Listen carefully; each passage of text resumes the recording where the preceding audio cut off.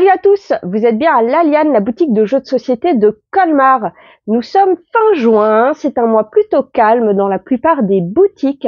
On a accueilli un jeune stagiaire de seconde qui s'appelle Maël et qui nous a bien aidé à faire plein de choses. On s'est servi de lui pour apprendre des nouveaux jeux, pour contrôler que nos jeux de démo soient complets et surtout il nous a aidé à mettre en place les soldes. C'est un gros job, beaucoup de manutention, donc merci à toi Maël. Au niveau des soldes, il y a plein de choses à 30 ou 50%, une centaine de jeux. N'attendez pas de deuxième démarque, il n'y en aura pas. Donc, vous pouvez voir, on a du jeu de cartes à collectionner, on a plein de jeux. Franchement, il y a des super choses. Il faut pas croire que parce que les jeux sont soldés, ce sont des mauvais jeux. C'est juste qu'on est dans un secteur où il y a énormément de choses. Parfois, de très très bons jeux passent un petit peu à la trappe parce que quand on a trop, on peut pas tous les conseiller. Les éditeurs n'ont pas tous une force de com qui vous permet de transmettre l'information. Donc, comme dit, c'est pas parce que ils sont en solde que c'est des mauvais jeux. Immortal 8, ça c'est très sympa. Dernière heure, un jeu horreur à Arkham, Reflecto, spécial de joueurs, très chouette. Clockworker qu'on avait mis, je crois il y a 1 an et demi, 2 ans dans une vidéo news que j'aime beaucoup. Attrape Monstre, c'est un jeu pour enfants qui était nommé aux Âges d'Or et ça c'est le genre de jeu qui est à 30% qui ne va pas quitter mon rayon. C'est juste que j'en ai un surstock, donc je vais en passer quelques boîtes en solde pour faire diminuer un petit peu le stock. Dragon d'Or, très bien pour les enfants. Candylab, super sympa. Terraforming Mars, là, il est à 20% parce que c'est un coin abîmé par les livraisons. Secret Identity, qu'on déstocke parce qu'il y a simplement une nouvelle édition. Donc, on rentrera à la nouvelle édition. Fort, petit jeu de deck building par l'illustrateur de Route. Super beau. Et très chouette, hein. Moi j'aime beaucoup, là on est des gamins et on va essayer de construire des forts et d'avoir des bonbons. Vaudou, jeu d'ambiance qui a eu son grand moment de gloire. À chaque fois qu'on le montrait dans la partie bar, les gens repartaient avec la boîte. La boîte est à 15 balles, donc à 30%, ça fait 10,50. C'est un petit jeu d'ambiance où on va jeter des malédictions aux autres, faire des trucs un petit peu chelous. C'est super sympa, quoi. Bon, on va pas vous parler de tout, mais la Baie des Marchands, si, quand même, quoi. Non, franchement, il y a des excellents jeux. De ce côté-là, on a mis plutôt les petites boîtes. Stop Me or Let To Go, c'était un des petits buzz de Vichy, c'est très sympa, mais j'oublie d'en parler. Du coup, j'en ai encore, je crois que j'en ai vendu un sur ceux que j'avais commandés. Tatsu, jeu de pli, qui a fait un énorme buzz, mais qui se vend pas chez nous, je ne sais pas pourquoi. Peut-être parce que j'en parle pas, tout simplement, on peut pas parler de tout. Porco Crasso, que j'avais testé avec mon jeune étudiant de l'année dernière, on s'est super bien marré dessus. On a fait quelques parties, c'était bien funky. Karma Dice, qui était dans notre vidéo news coup de cœur du mois de décembre, je crois, et il a super bien marché.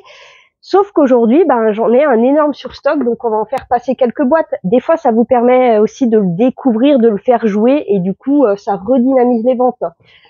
Encore ma dernière boîte dans la collection de Botanique, Splendor Duel, Jaipur, qui se joue de 2 à 4 en mode un peu Splendor, c'est super sympa, c'est pareil. Ça a eu son grand moment de gloire, et puis là, ça doit faire 1 an et demi que ma dernière boîte n'a pas été vendue. Des extensions, l'extension de Civilisation, parce que le jeu n'est plus édité, donc on déstocke l'extension. Je vais déstocker un petit peu d'extensions de Everdell, parce que j'en ai trop. Toutes les extensions de Carcassonne à moins 50%, toutes les extensions de Smash Up à moins 50%. Signe des Anciens, qui est un excellent jeu, qui m'a malheureusement plus édité, mais il me reste 2 extensions. Ça, à mon avis, je suis sûre que si vous regardez sur Ocaseo et compagnie, vous les trouvez presque plus cher que le prix boutique, parce que il y a des spéculations dessus. Là, ça passe à 30%. Voilà, ça fait plaisir de vous faire plaisir. Et il y a toujours l'offre Gigamic sur toutes les boîtes métal et maintenant les boîtes biseau, avec en plus en nouveauté Décal qui est super chouette, Axo, un espèce de flip and white, et Rebelle Princesse qui est déjà en rupture mais qui revient là, si vous voyez cette vidéo, ça va revenir. Donc à profiter aussi pour l'été. Alors là, on s'attaque à du lourd, une des plus grosses sorties de cette année, Wingspan.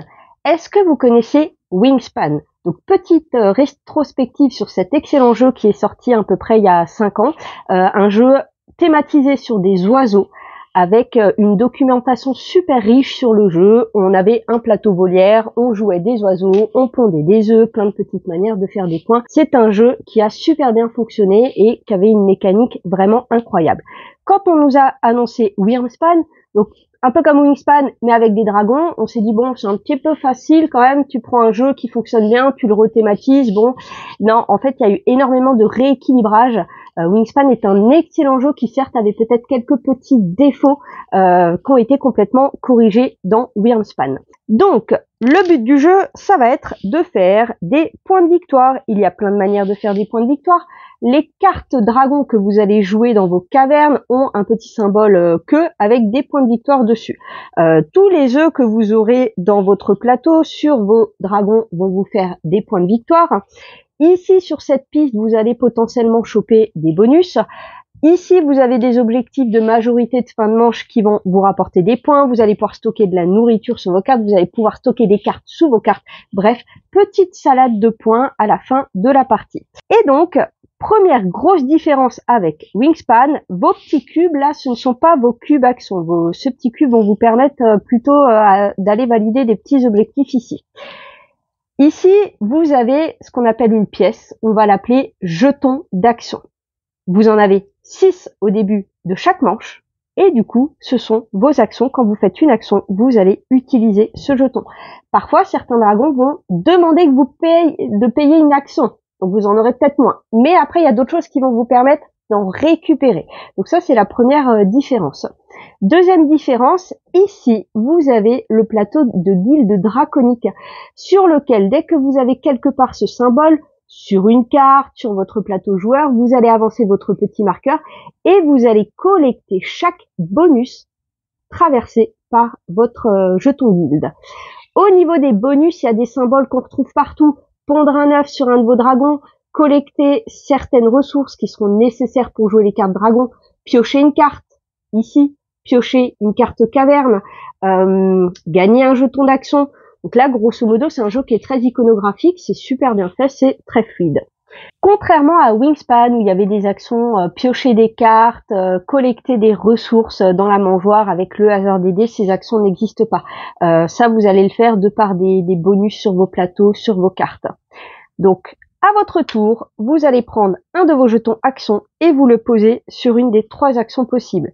Première action possible, excaver. Donc pour excaver, il faut avoir des cartes caverne en main et vous allez jouer cette caverne sur un emplacement libre de votre plateau. On les pose toujours de gauche à droite. Éventuellement, on paye un coup en neuf. Et très important, vous appliquez le bonus de la carte grotte qui va vous permettre de collecter, de pondre, de piocher des cartes. Là, par exemple, de gagner un jeton action super chouette. Tout simplement. La deuxième action possible, et en fait on joue chacun son tour, chacun son tour, on fait une seule action. Deuxième action possible, attirer un dragon de sa main. Alors au niveau des dragons, ce qui va compter, c'est les points de victoire, la capacité de stockage en œufs, le nombre d'œufs que vous pouvez poser dessus, les ressources qu'il faut payer, dans quelle caverne ou grotte vous allez pouvoir le poser. Donc lui, il y a rouge et il y a violet, donc ça veut dire que je peux pas le poser dans la grotte dorée.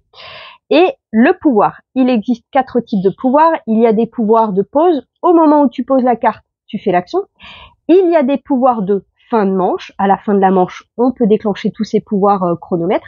Il y a des petits drapeaux qui sont des manières supplémentaires de faire des points de victoire à la fin de la partie. Et il y a le petit symbole de votre aventurier.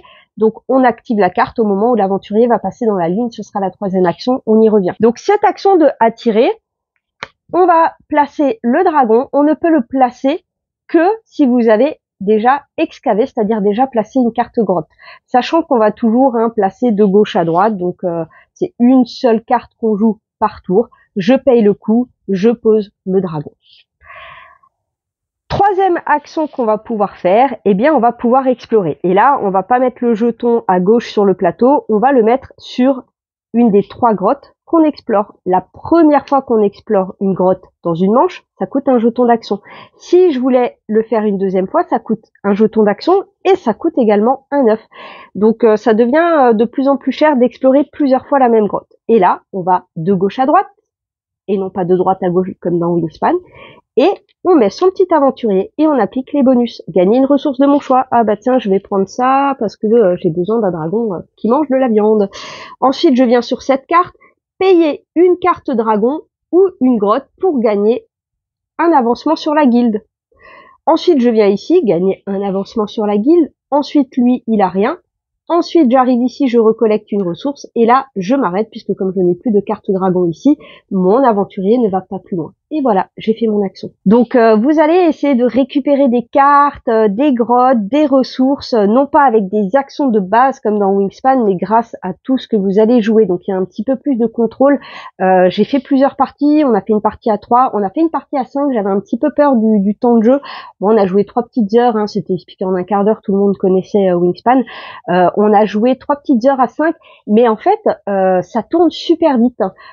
Des fois, tu as besoin d'un petit peu plus de temps quand tu vas récupérer une carte, mais sinon c'est super fluide, tout le monde a adoré la proposition, tout le monde aimait déjà bien Wingspan, mais tout le monde est d'accord pour dire que Wingspan, on est encore sur un cran au-dessus. Voilà, je vous la fais brève, sur internet il y a plein de vidéos peut-être plus détaillées. Comme il prend de la place, n'hésitez pas à réserver si vous voulez le tester en nous le disant, parce que il faut qu'on vous réserve la grande table sur la petite table. Ah si, à 2 ça passe, mais c'est un peu serré quand même. Donc Wingspan, il y en a plus des masses, mais le jeu va revenir, le nouveau reprint va revenir fin août. J'en ai encore quelques boîtes, j'avais beaucoup de réservations dessus. Salut la mouche. Mais voilà, excellent jeu. Celui-là, je vais en faire des tonnes de parties. Deuxième coup de cœur avec Mega Jackpot, qui est le jeu qu'il vous faut pour vos petits apéros de l'été. Ça se joue de 2 à 4, c'est super frais, ça va un petit peu simuler cette tension qu'on ressent dans les machines à sous quand vous actionnez la manette et que vous espérez avoir 3 fois le même symbole pour gagner plein de thunes. Le but est donc d'être à la fin de la partie, quand une pioche est vide, tout simplement, d'être le joueur qui a le plus de thunes. Les cartes pommes que vous avez devant vous valent 1 pièce, les cartes bagues valent 2 pièces, les cartes tapis valent 5 pièces, etc. Des fois, il y en a qui vont trop tenter leur chance et qui sont complètement fauchés, c'est trop marrant. Je suis endetté personnellement à hauteur de 5 millions d'euros. Ici, sur la boîte, les 2 boîtes qu'on appelle les monnayeurs, vous avez une petite répartition des cartes qui est super importante. On sait qu'il existe 26 pommes, c'est ce qu'il y a le plus, c'est pour ça que la pomme ne fait qu'une pièce. Les tapis, il n'y en a pas des masses, il y en a 13, ça fait 5 points. Et le plus rare, c'est les génies, il y en a que 9, mais ça fait 7 points de victoire. On joue chacun son tour. À son tour, on doit retourner 1 ou 2 cartes. Avant de les retourner, on annonce sur quelle pile on va les mettre. On va devoir recouvrir les cartes qui sont ici, dans le but de réussir de faire un alignement de 3 fois le même symbole. On ne va pas retourner au hasard les cartes, puisque vous savez, derrière, là, il y a soit un tapis, soit un rubis. Et comme on sait que le tapis est plus rare que le rubis, peut-être qu'il y aura plus un rubis qu'un tapis. Mais bon, après, ça reste quand même du hasard. Imaginons que je sais qu'il y a pas mal de diamants là, alors je pourrais soit essayer de mettre le tapis ici au milieu, faire une ligne de tapis, mais je vais peut-être plutôt essayer de faire les diamants. Donc je vais retourner ces 2 cartes et je vais les mettre comme ça. Ah, raté. Alors là, soit je m'arrête, je suis sage, soit je peux dépenser une pomme dans un monnayeur pour retenter ma chance. Si plus tard je veux retenter ma chance, lors du même tour, il faudra que je dépense une bague. Puis toujours la valeur au-dessus. Donc plus tu tentes ta chance, plus ça te coûte. Et là je me dis bon, je perds une pomme, je perds un point pour potentiellement gagner 3, 6, 9 pièces, ça vaut le coup. Du coup ici il y a un rubis. Allez, je tente. Jackpot! J'ai fait une ligne de rubis. Je suis contente. Je vais récupérer tous mes rubis. Et on recomplète. Et c'est au joueur suivant. Alors pas tout à fait parce que là je le ferai pas, mais je pourrais essayer de tenter le super méga jackpot. C'est-à-dire que ce que je viens de gagner, je le mets dans le monnayeur et j'essaye de retourner une des 4 cartes qui est ici. Par exemple, celle-ci. Ah mince, c'est un singe. Ce n'est pas le génie. On cherche le génie. En plus, ça valait pas trop le coup de le faire parce qu'on va le faire quand il y a vraiment pas mal de cartes. Mais imaginons plus tard, il y a eu pas mal de cartes qui ont été mises. Le petit singe reste retourné, j'ai gagné 3 cartes, je vire mes 3 cartes dans le monnayeur et je retourne. Et là, wouh, j'ai le génie. Et ben je vais récupérer toutes les cartes qui sont dans le monnayeur. Donc le méga jackpot, vous n'allez pas le faire super souvent, vous allez le faire quand ça vaut le coup. Et à partir du moment où le génie est retourné, on remélange ces 4 cartes, bam bam bam, et c'est reparti. On continue comme ça jusqu'à ce qu'une pile soit vide et on compte les points. Il y a une autre manière de gagner, je ne l'ai pas encore vue, mais Léa m'a dit qu'elle l'a vue. En fait, quand vous gagnez la ligne de 7, je crois que j'ai pas encore vu non plus la ligne de 7 sur les quelques parties que j'ai fait. La ligne de 7, vous la gagnez. Vous la dépensez dans le monnayeur, vous tentez le super méga jackpot et vous retournez le génie. Alors là, chance de fou, vous avez gagné immédiatement le jeu. Méga jackpot, ça vaut 13 balles et c'est vraiment super cool pour l'été. Vous pouvez jouer avec tout le monde. Et puis il y a une petite ambiance à table. Ouais, j'adore, c'est super funky. Troisième coup de cœur avec Charlatan de Belcastel, le duel, qui est donc une adaptation spécialement pour 2 joueurs de Charlatan de Belcastel, qui est un jeu qui avait quand même gagné un Kennerspiel, hein, donc meilleur jeu de l'année en Allemagne, catégorie initié, expert pour eux. Charlatan de Belcastel fonctionnait déjà très très bien à 2 joueurs. Maintenant, cette version-là va rajouter beaucoup plus d'interaction entre les 2 joueurs et il y a quand même assez de différence pour que ça fasse pas du tout doublon. On va garder cette mécanique de base de bag building, hein. Donc le principe c'est que dans notre sac, notre bag, nous avons des petits jetons, ingrédients, on a exactement les mêmes, mais au fur et à mesure on va acheter des nouveaux ingrédients. Chaque couleur d'ingrédient aura des pouvoirs particuliers et du coup à la fin on n'aura plus du tout la même chose, un petit peu comme le deck building, on part avec une symétrie et après on part totalement sur une asymétrie. Donc le but du jeu, ça va être de réussir à attirer le plus de patients possible dans nos échoppes. Donc échoppe du joueur jaune, échoppe du joueur bleu. C'est un espèce de tir à la corde selon ce qu'on a placé dans notre fiole. On va pouvoir faire avancer le patient et l'autre va le faire reculer vers lui. Et lorsque le patient arrive dans une échoppe, eh bien le patient va ici. Le but du jeu est soit d'être le premier joueur qui a récupéré 6 patients, soit à la fin des 7 manches, le joueur qui a le plus de patients a gagné le jeu. Comment va se dérouler une manche? Il y a 6 étapes dans une manche. La première étape, le premier joueur va lancer ses bonus, ils sont recto verso. Le premier joueur, on va dire que c'est moi, j'en récupère un. Il y a des effets immédiats et des effets de pendant ton tour, et l'autre joueur va récupérer celui-ci. Deuxième étape, chacun son tour, on va jouer. Contrairement à Charlatan où on le fait en simultané. Donc, je commence, je suis première joueuse, je tire un petit jeton, c'est un jeton noir de base, il y a marqué 2, je vais collecter 2 pépites. Les pépites, c'est très important puisque c'est ce qui va nous permettre d'acheter des nouveaux ingrédients. Contrairement à Charlatan, il n'y a pas d'histoire de, dans mon goulot, là, il n'y a pas d'histoire de je mets, c'est un 2, je mets à 2 cases. Par contre, ce sera le cas avec les claques-doigts. Donc, si je pioche un claque-doigt, j'ai un numéro 2, ça ne va pas dans le goulot, ça va ici, 1, 2, et si j'ai un certain nombre de claques-doigts, mon chaudron explose et je vais avoir un énorme malus du genre perdre la moitié de mes pépites, ou alors, si je veux garder mes pépites, il va falloir que je laisse le passant aller chez l'autre joueur. Donc pour l'instant, je décide de continuer. Tiens, j'ai un petit 1 bleu qui est un pouvoir de fin de manche, et je continue à un petit 1 noir, et je récupère une pépite d'or. Mon tour est terminé, je vais regarder, je vais compter la valeur de mes 3 ingrédients, ou moins, hein, si j'avais décidé de m'arrêter, dans mon goulot, plus mon dernier claque-doigt si j'en ai un. Donc je suis à 2, 3, 4, 5, 6.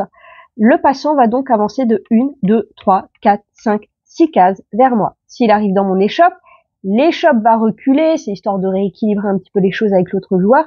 Le petit bonhomme vient chez moi, mais ça va donner un bonus à l'autre, ou un malus à moi-même. Donc quand tu as des passants, j'aime bien ce petit rééquilibrage, genre tu gagnes, mais bam, ça donne un bonus à l'autre, ou ça te donne un malus. Ces ingrédients vont ensuite tomber dans ma fiole, je laisse le claque-doigt, et c'est l'autre joueur qui va faire son tour. Ça revient à mon tour, hop, un claque-doigt, ok, une petite pépite d'or, encore un claque-doigt, là ça devient chaud, si je sors le numéro 3, éventuellement j'aurai un petit bonus sympa, là, 1, 2, voilà. Là ce qui se passe, c'est que je vais décider sagement de m'arrêter, parce que si je pioche encore un claque-doigt, et on peut pas regarder ce qu'on a dans le sac, mais on gère un petit peu ses probabilités, mon chaudron va exploser, et comme je vous ai dit, c'est un malus. Du coup là j'ai 1, plus 2, il avance de 1, 2, 3, et je décide de m'arrêter, donc pour cette manche je ne ferai plus rien. L'autre joueur va continuer jusqu'à ce que lui aussi il s'arrête. Troisième étape, on applique les pouvoirs de fin de manche. Donc là, il y aurait le bleu qui dit si tu as un bleu, ben tu avances d'une case supplémentaire. Il y a plein d'autres cartes au niveau des ingrédients. Il y a 4 possibilités pour chaque couleur. Donc après, il y a d'autres effets de fin de manche, mais pour la partie d'initiation, il n'y en a qu'un seul.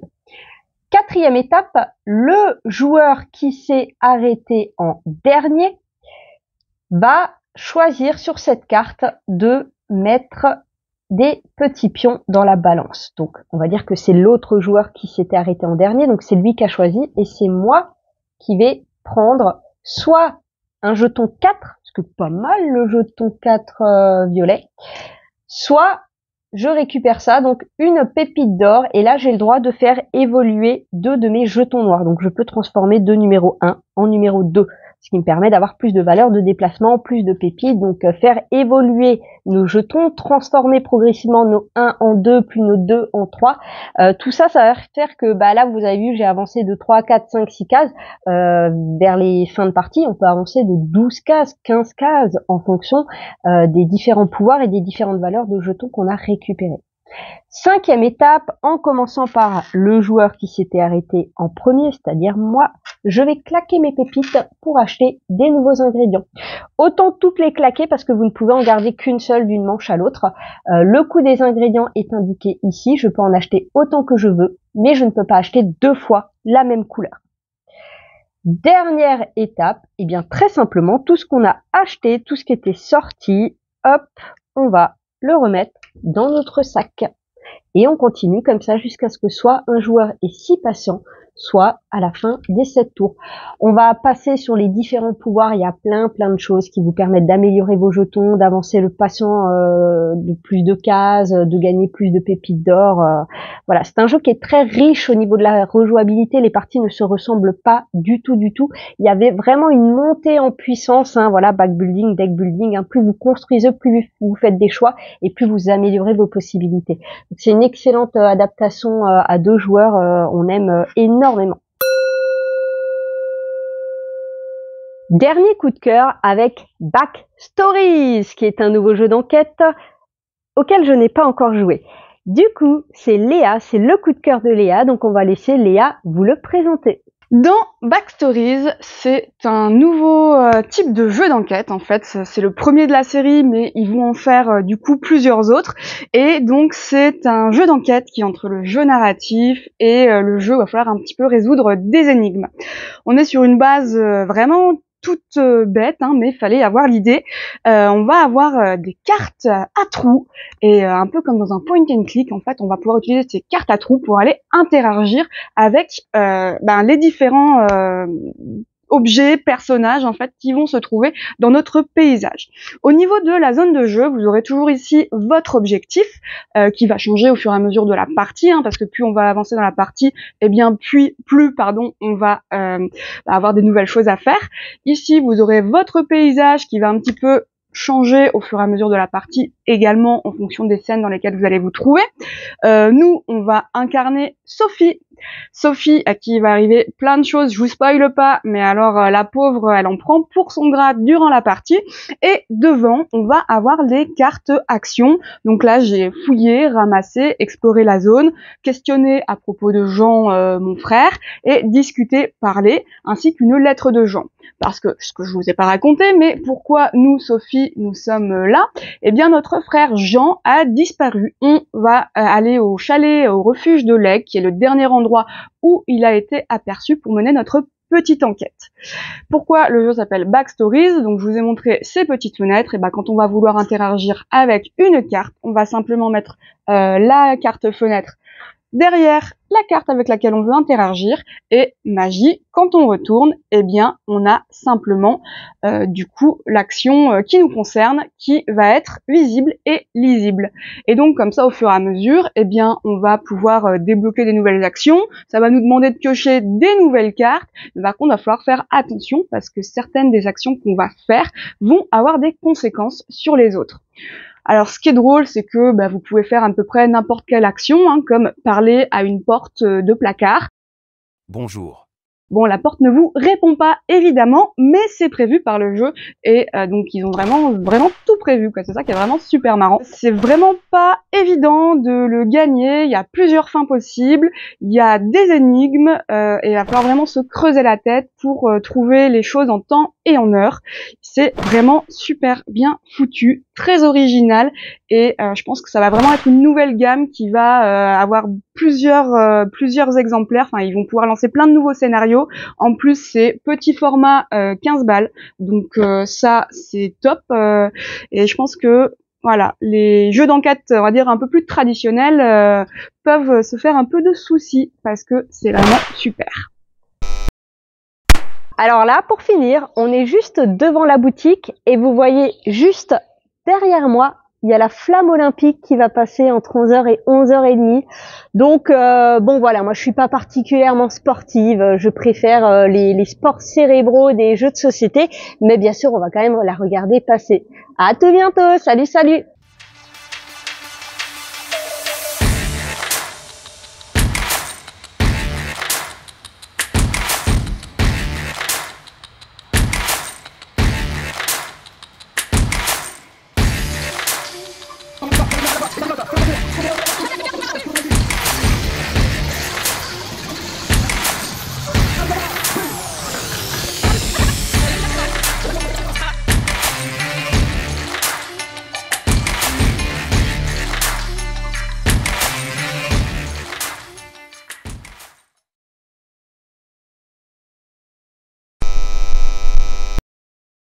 Vous le connaissez sans doute. Ah, il y a une mouche.